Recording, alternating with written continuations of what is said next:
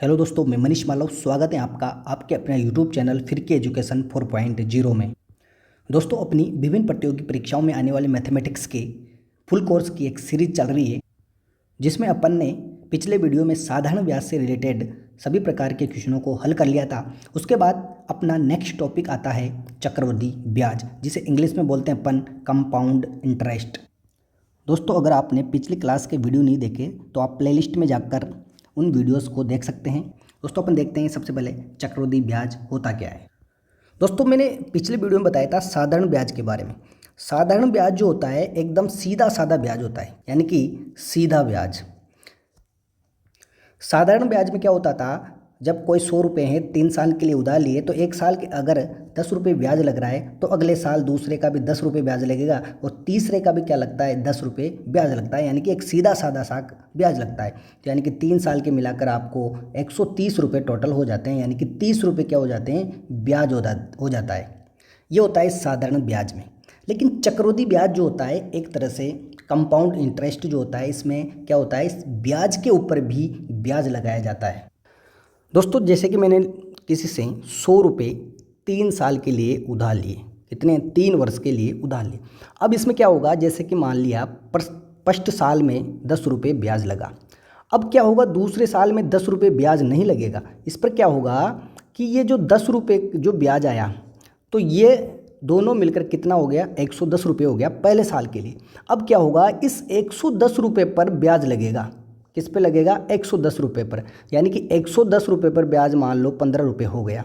तो यानी कि इसमें क्या हुआ, तीसरे साल का ब्याज जो होगा वो 115 110 प्लस 15 जुड़कर ब्याज लगेगा तीसरे साल के लिए। यानी कि इसमें क्या होता है कि जो ब्याज होता है हर साल चेंज होता है। पहले ब्याज 10 रुपये था, अगले में 15, अगले में माना कि 21 रुपये हो जाए या 20 रुपये हो जाए। यानी कि हर साल इसमें ब्याज क्या होता है, चेंज होता है। यानी कि ब्याज पर ब्याज लगने वाला क्या कहलाता है, चक्रवृद्धि ब्याज कहलाता है। अब दोस्तों, इसमें अपन जानते हैं मिश्रधन। मिश्रधन मैंने बताया था, ब्याज और मूलधन मिलाकर क्या बनता है, मिश्रधन बनता है। तो यहाँ पर भी ऐसा कि ऐसा ही बनता है। इसमें मिश्रधन का जो फॉर्मूला होता है आपके, मिश्रधन बराबर मूलधन प्लस ब्याज। यानी कि जो मिश्रधन बनता है, मूलधन और ब्याज को मिलाकर आपके क्या बन जाता है, मिश्रधन बन जाता है। और जो मिश्रधन का जो फॉर्मूला होता है आपके चक्रवृद्धि ब्याज में, मिश्रधन का वो होता है मूलधन कोष्टक 1 प्लस दर बटा 100 की पावर समय।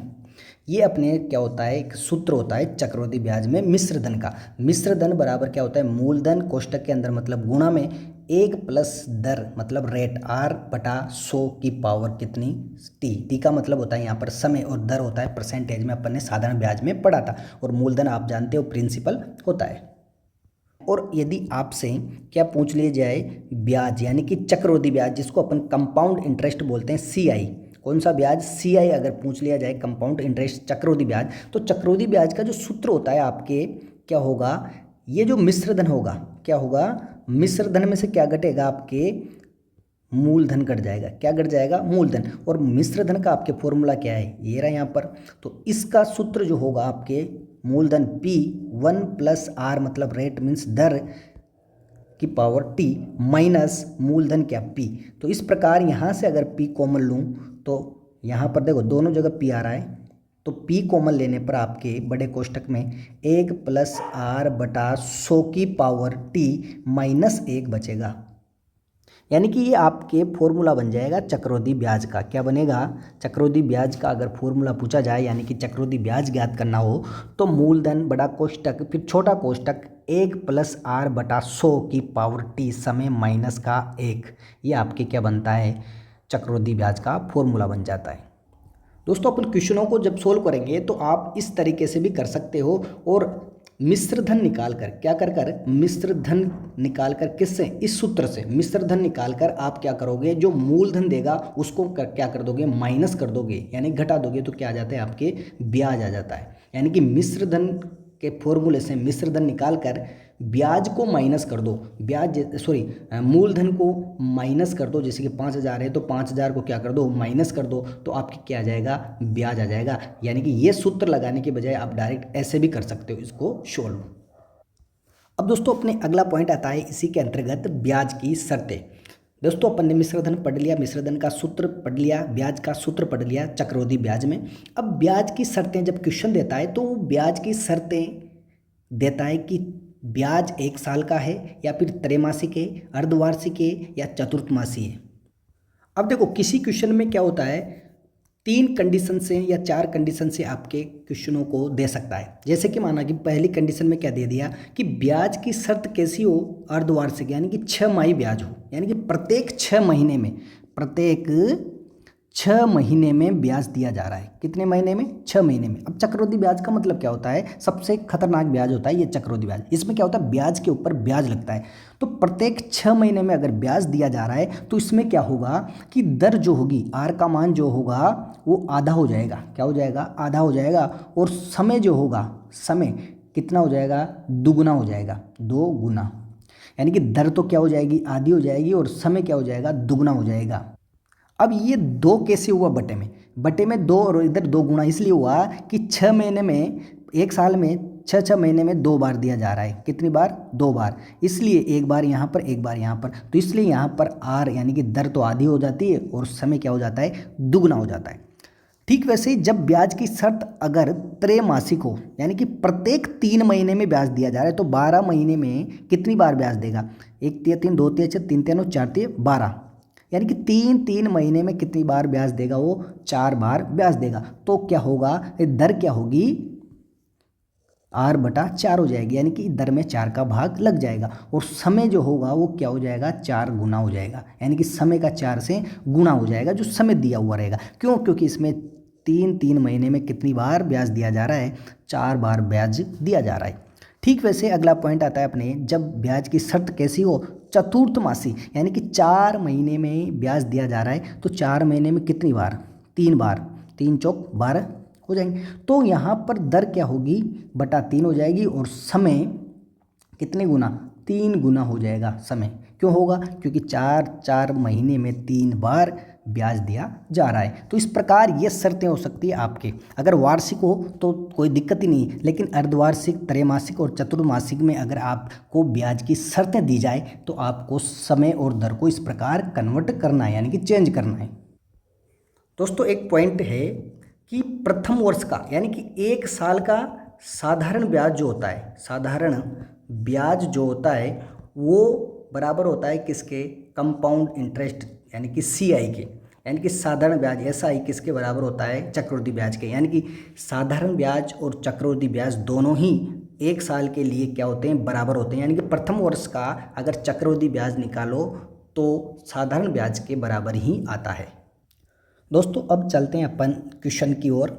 पहला क्वेश्चन है अपने, 5,000 रुपये का 8% चक्रवृद्धि ब्याज की दर से 2 वर्ष का चक्रवृद्धि ब्याज कितना होगा? ये ज्ञात करना है अपन को। यानी कि 5,000 रुपये क्या है? इसका मूलधन दिया गया है। क्या दिया गया है? मूलधन दिया गया है। यानी कि P का मान कितना? 5,000 रुपये दिए गए। और R का मान कितना? 8% दिया गया है। और समय कितना? 2 वर्ष, यानी कि T का मान कितना दिया गया है? 2 वर्ष दिया गया है। यानी कि यहाँ पर समय 2 वर्ष, R 8% और P का मान 500 रुपये दिया गया है। अब देखो चक्रवृद्धि ब्याज का जो सूत्र होता है वो क्या होता है? चक्रवृद्धि ब्याज बराबर मिश्र धन माइनस मूलधन, ये होता है। तो अपन क्या करेंगे, पहले मिश्र धन निकाल लें, उसमें से क्या कर देंगे? मूलधन घटा देंगे, यानी कि 5,000 रुपये घटा देंगे। तो अपन मिश्र धन निकाल लेते हैं।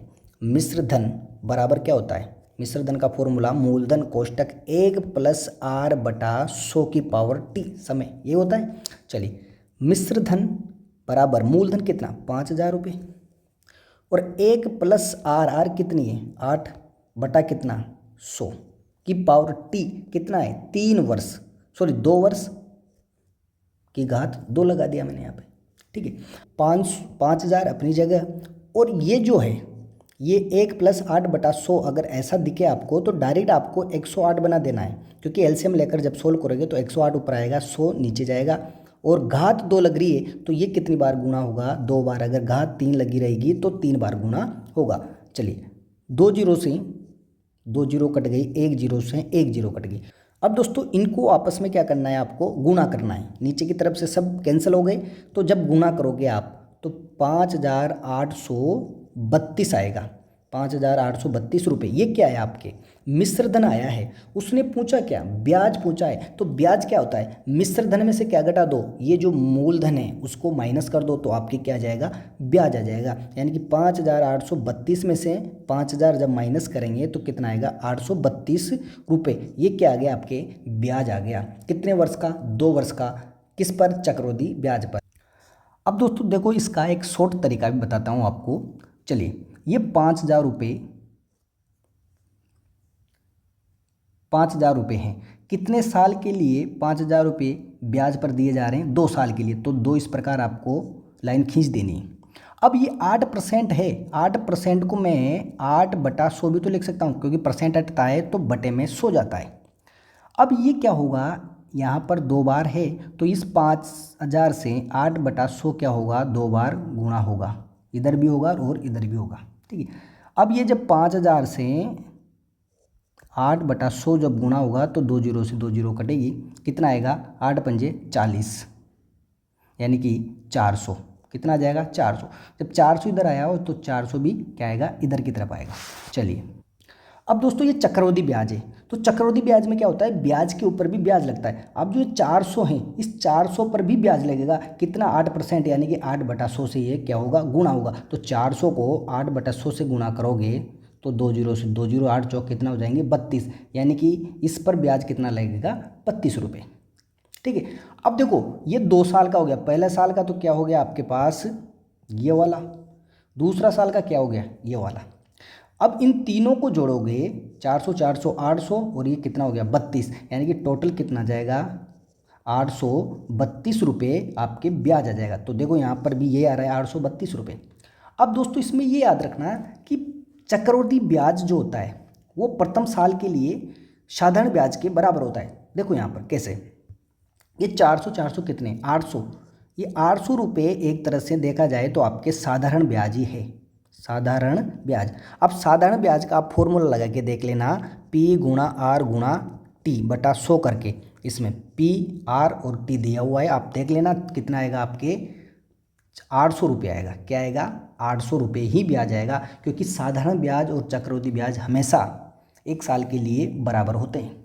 अब देखो दोस्तों, इसमें ये शॉर्ट तरीका था। इस शॉर्ट तरीके से आपने इस क्वेश्चन को सोल्व किया।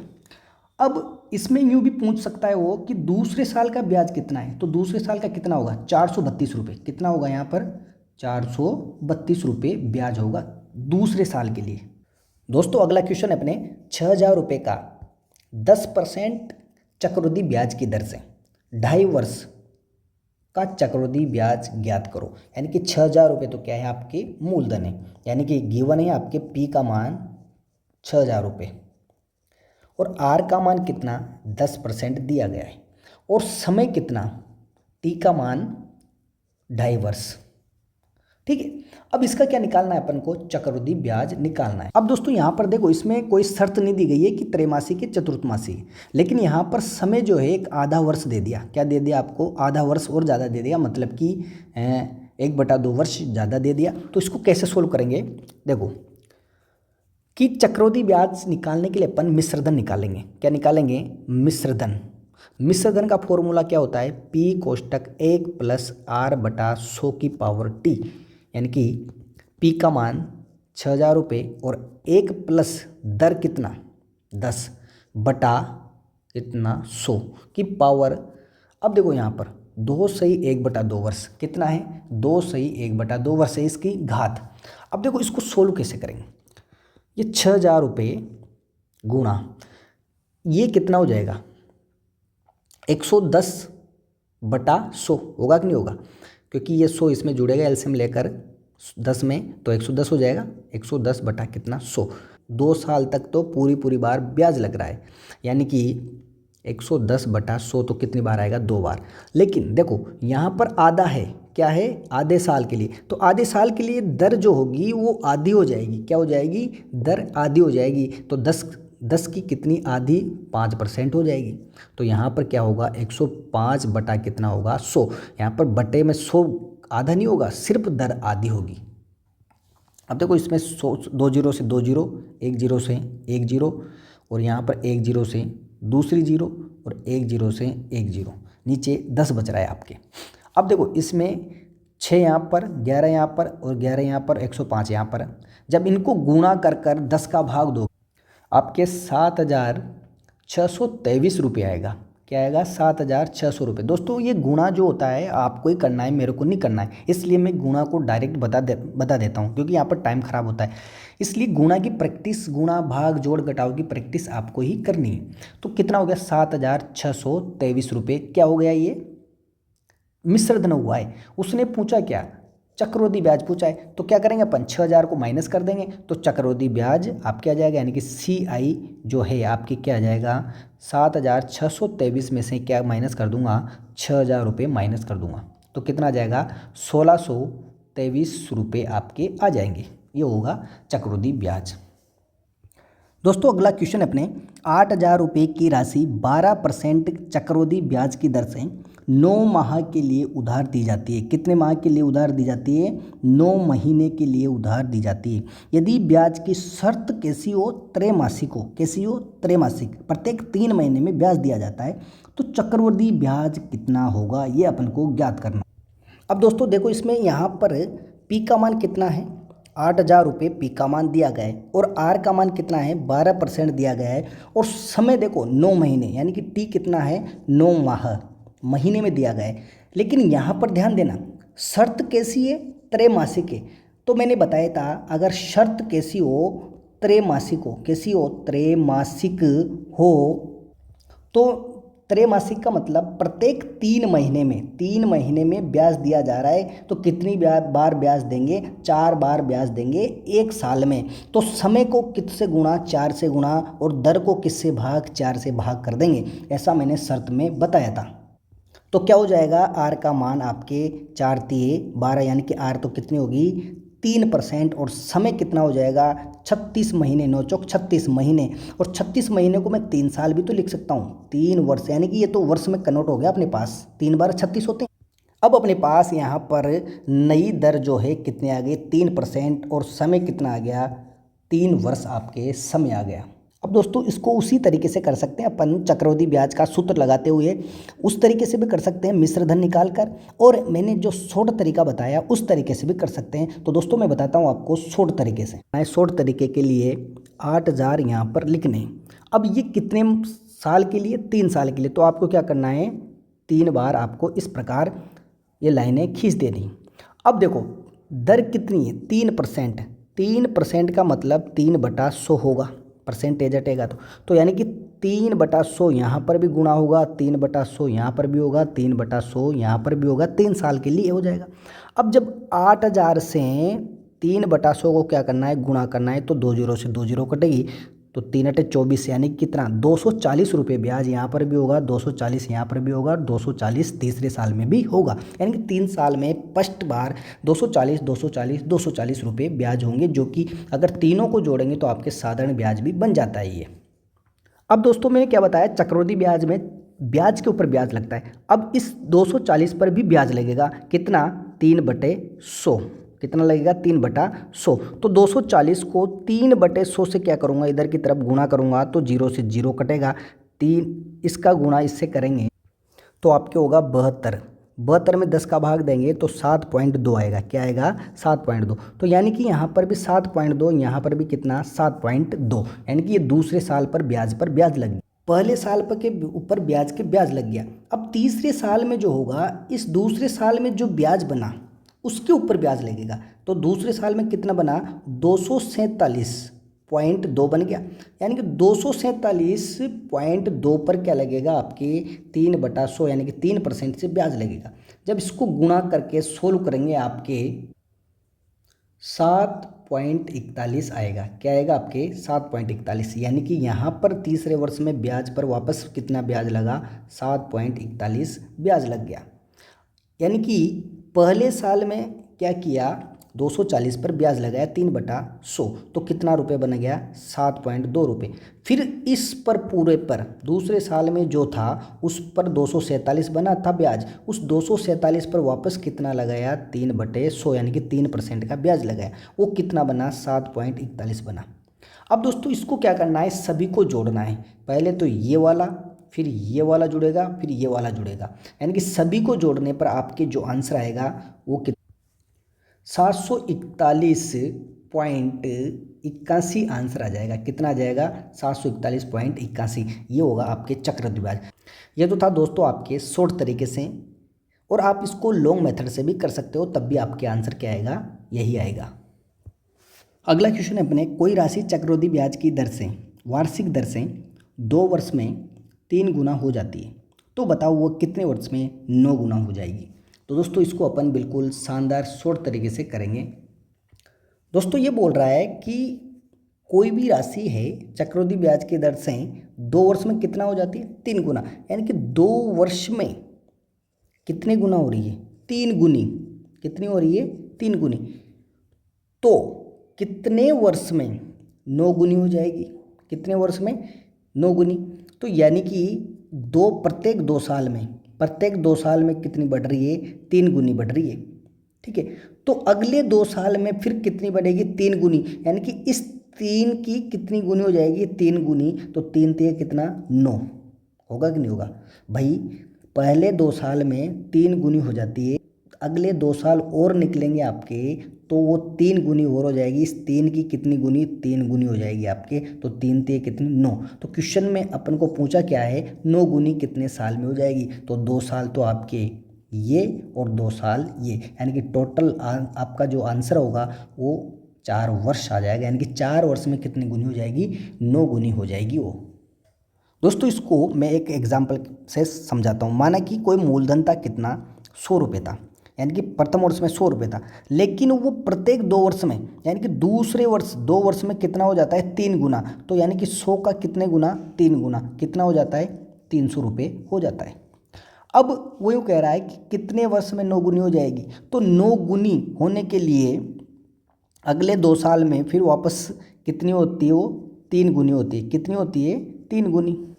तो पहले कितनी गुनी थी? 3 गुनी थी। तो 3 गुनी और होते हैं, कितनी हो जाती है? 9 गुनी, यानी कि 300 का 3 गुना कितना हो जाएगा? 900 रुपये हो जाएगा। कितना हो जाएगा?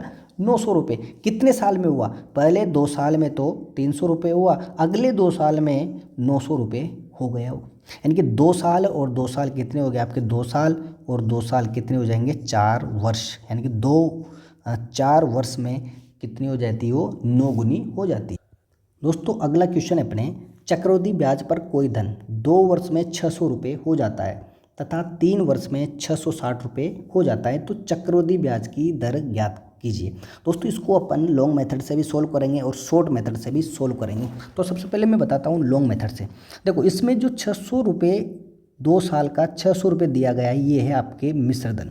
इधर 3 साल का कितना दिया गया है? 660 रुपये, यानी कि ये भी क्या है? आपके मिश्र धन। तो माना मैं क्या करता हूँ इसमें, मान लिया मैंने मूलधन जो है वो कितना है? x रुपये है। क्या मान लिया मैंने? x रुपये मूलधन मान लिया।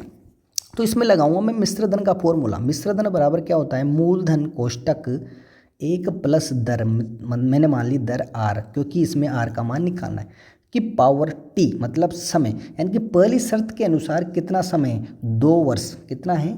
2 वर्ष है। ठीक है, बराबर में मिश्र धन कितना है? यानी कि 2 वर्ष में मिश्र धन किसी राशि के लिए कितना है? 600 रुपये है। बराबर में कितना? 600। समीकरण नंबर इसको 1 डाल दी। अब अगली शर्त के अनुसार क्या है? 3 वर्ष में कितना? 660। तो मिश्र धन जो है x मूलधन 1 प्लस r/100 की पावर 3 वर्ष में, कितने वर्ष में? 3 वर्ष में कितना? 660 रुपये हो जाता है। इसको समीकरण नंबर 2 डाल दिया। अब मैं क्या करूँगा इसमें, इस मिश्र धन में मान रखने के बाद समीकरण नंबर 2 में किसका भाग दे दूंगा? मैं समीकरण 1 का भाग दे दूंगा। तो समीकरण 2 में जब भाग देंगे तो देखो इसमें समीकरण 2 क्या है? x 1 प्लस r की पावर 3 यहाँ पर बटे में 100 है, बटा समीकरण नंबर इसमें दे रहे हैं अपन किसका भाग, इसका, तो ये बटे में आएगा 1 + r बटा कितना 100 की पावर कितनी 2 बराबर है इधर कितना 660 बटा कितना 600, क्योंकि ये इधर भी बराबर में है तो बराबर वाला भी तो भाग में जाएगा, 1 0 से 1 0 कट जाएगी, x से x कट जाएगा। अब देखो यहाँ पर 2 पावर में है तो ये पूरी की पूरी पावर से एक बार कट जाएगी, यानी कि उधर दोनों पावर कट जाएगी, कितनी पावर बचेगी, 1 पावर बचेगी। 1 + r बटा कितना 100 बराबर, देखो इसको अपन काट सकते हैं, 1 छंग 6, 1 छक्के 6, 6 11 66 हो गए और 10 बार ही कट जाएगा, यानी कि इधर की तरफ कितना आ जाएगा 11 बटा कितना 10। अब इसको अपन क्या करेंगे, एलसीएम लेंगे। देखो एलसीएम लेने पर ये वाला एलसीएम जाएगा तो यहाँ पर एलसीएम 100 आएगा और 100 प्लस क्या हो जाएगा r बराबर, इधर कितना 11 बटा कितना 10। अब ये बराबर में है और बटे में है तो ये सेम है, इससे ये कट जाएगा, ये इधर क्रॉस मल्टीप्लाई होगा तो 100 + r बराबर 11 से 10 गुणा होगा तो 110। 100 उधर जाएगा तो माइनस का होगा, प्लस का है तो r बराबर 110 में से 100 माइनस होगा तो कितना बचेगा 10, यानी कि r का मान कितना आ गया 10% आ गया आपके। तो इस मेथड से आप किस प्रकार निकालोगे, जो पहले तो 2 वर्ष का और 3 वर्ष के जो मिश्रधन दिए गए हैं उन मिश्रधन को सूत्र में मान रखकर अपन समीकरण बनाएंगे और समीकरण 2 और 3 में अपन क्या करेंगे, भाग देंगे। भाग देने के बाद आपको क्या आ जाएगा r का मान। अब चलिए इसको शॉर्ट मेथड से कैसे करते हैं।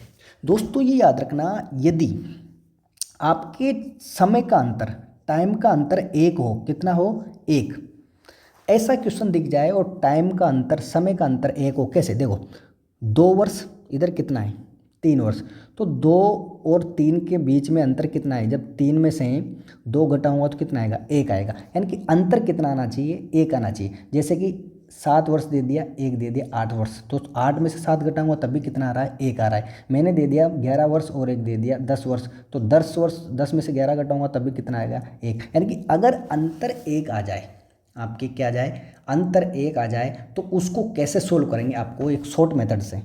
इसमें क्या करना है आपको, जो ये मिश्रधन दिए गए हैं 660 एक है और एक है 600, यानी कि इन मिश्रधनों का अंतर निकालना है आपको। क्या करना है, मिश्रधनों का अंतर, अंतर कितना आ रहा है 60 रुपये, कितना अंतर आ रहा है 60 रुपये। 60 को ऊपर रखना बटा जो प्रथम बार में, यानी कि पहले वाला जो वर्ष है उसका जो मिश्रधन है वो क्या लिखना, नीचे की तरफ लिखना, और परसेंट के लगाने के लिए अपन को क्या करना है 100 से गुणा कर देना है। 2 0 से 2 0 कटेगी, एक यानी कितना आ जाएगा 10% आपके आंसर आ जाएगा शॉर्ट मेथड से। यानी कि कुल मिला के शॉर्ट मेथड में कुछ नहीं करना है कि ये जो मिश्रधन दिए गए हैं, मिश्रधनों का अंतर निकालना है, अंतर को ऊपर लिखना है बटा जो पहले वाला है, जैसे कि 7 वर्ष पहले, बाद में 8 वर्ष आएगा तो 7 वर्ष वाले जो मिश्रधन होगा, पहले वाला जो मिश्रधन होगा वो नीचे लिखना है, बट गुणा में क्या करना है 100 करना है। कब करना है ये, जब अंतर क्या आना चाहिए 1 आना चाहिए, तो ये शॉर्ट मेथड आप लगा सकते हो। दोस्तों बाकी के प्रश्नों को अपन देखेंगे नेक्स्ट वीडियो में, तब तक के लिए जय हिंद जय भारत।